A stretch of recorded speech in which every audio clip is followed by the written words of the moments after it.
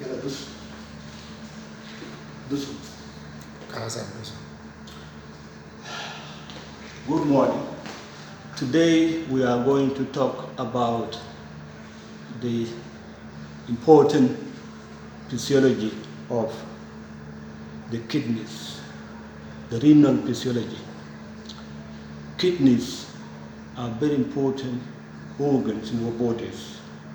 They are the organ that control our extracellular fluid.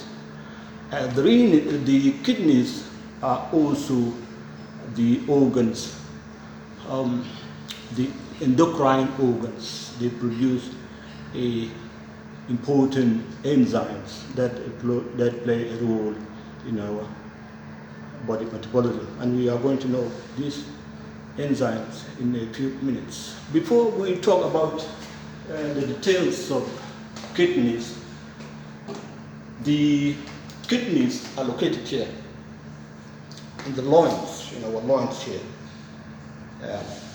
It's like this hand, this piece of mine, one kidney, human kidney, is approximately like this piece of mine. Now when you cut half of this slide of this kidney, you are going to have a picture like this. And this one is called the nephron. It is the building block of the nephron. It is the building block of all kidneys. It is called nephron.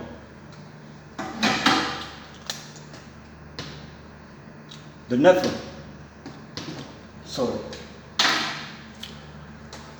This one is the building block of our kidneys. There are about 1.3 nephrons in each kidney. The nephrons, this is a rough diagram of what appears to be a nephron. The nephron is microscopic. We cannot see it in our normal eyes unless through the microscope. So when you see at the piece of a kidney through a microscope, you are going to have this structure. And this structure is called the nephron. Let me write here. Nephron.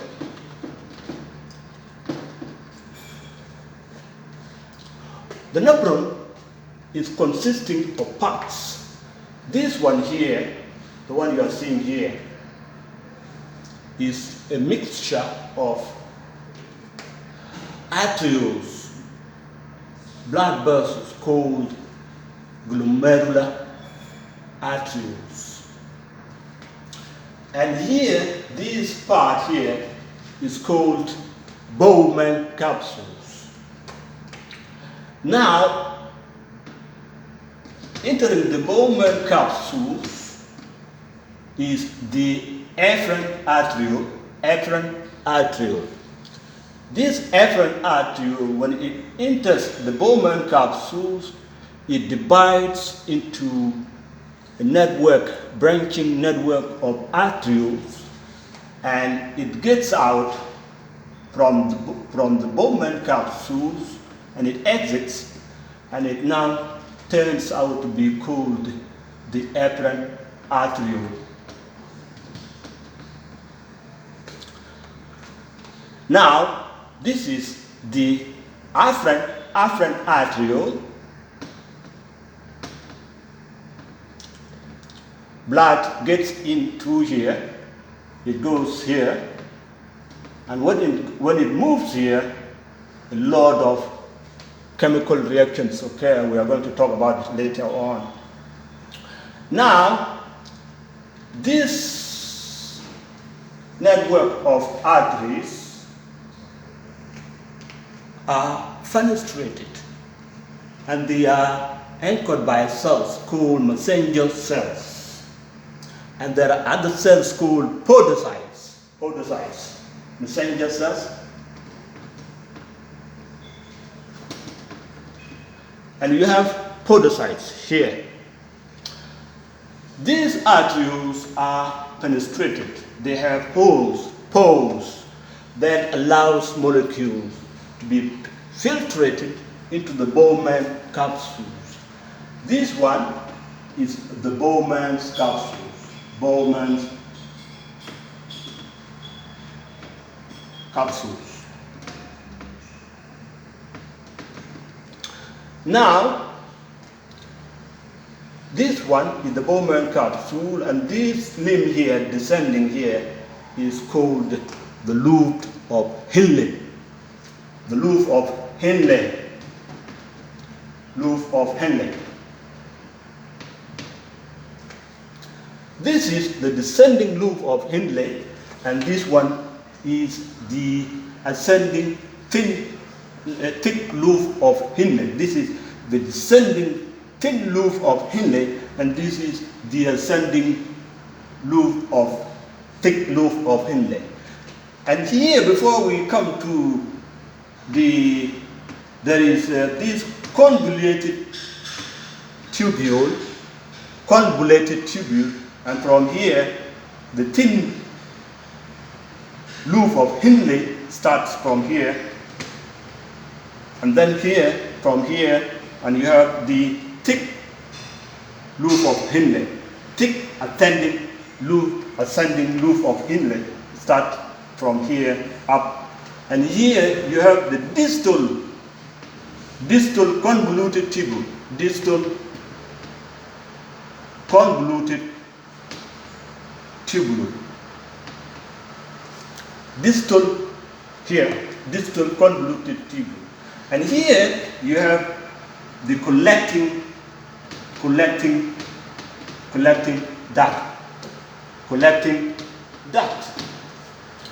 and from the collecting duct is the tubule opens into the renal pelvis. When we take the cross section like this will be the cortex. This part here will be the cortex, and here down here will be medulla. Now, the nephrons are situated in different parts. Some are situated in the cortex, and others are situated in the medulla. Now, when you take a cross section of this one, you are going to have cells full of microvilli, and the cells are also full of mitochondria. When you take a cross section of this one, you are going to have cells, flat cells, which allow a lot of pores. They are porous, epithelial cells. When you also take a cross section of this area, you are going to have cells as well, the cells full of mitochondria. Why the cells here are full of mitochondria? This shows the power of the cells, of this, which these cells perform in these areas. And you are going to know later on why these cells are full of mitochondria. Also, here the cells, the epithelial cells, have few bright borders, few mitochondria, and because they perform less work. Now, the plasma, the blood that is flowing in your blood comes through the renal arteries.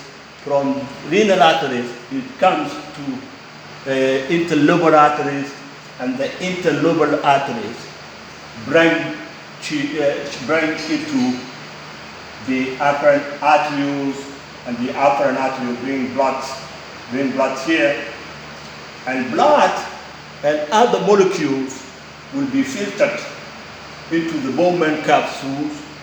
Blood and glucose molecules, enzymes, and other important molecules that the body benefits from will be filtered, will all be filtered into this place. Now when they arrive here, all molecules that are essential in the body will be reabsorbed into the circulation. So we'll go, one of the molecules that are important to the body are sodium